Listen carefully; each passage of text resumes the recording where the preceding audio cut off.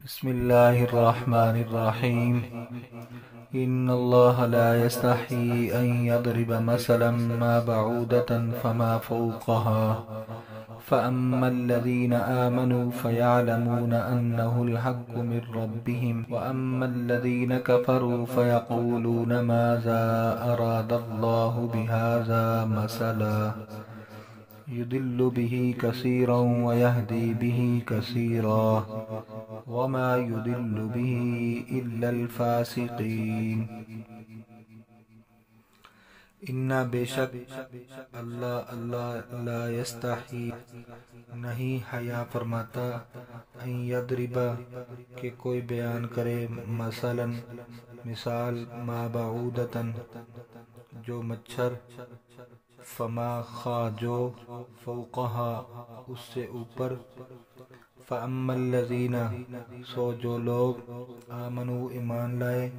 فَيَعْلَمُونَ وہ جانتے ہیں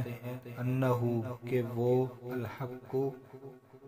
حق من ربہم ان کے رب سے وَأَمَّا الَّذِينَ اور جن لوگوں نے کفروا کفر کیا فَيَقُولُونَ وہ کہتے ہیں ماذا کیا اراد اللہ ارادہ کیا اللہ بہذا اس سے مثلا مثال یدلو وہ گمراہ کرتا ہے بھی اس سے کثیرن بہت لوگ ویہدی اور ہدایت دیتا ہے بھی اس سے کثیرن بہت لوگ وما اور نہیں یدل بھی نہیں گمراہ کرتا اس سے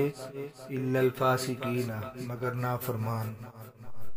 بے شک اللہ ہدایت کے سلسلہ میں کسی بھی مثال کے بیان کو ترک نہیں کرتا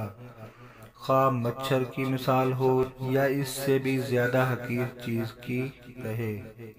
وہ لوگ جو ایمان لائے ہیں وہ جانتے ہیں کہ یہ مثال ان کے رب کی طرف سے سچی ہے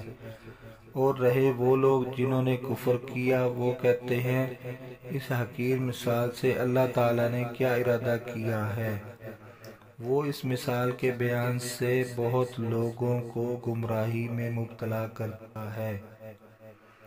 اور بہت لوگوں کو اس سے ہدایت دیتا ہے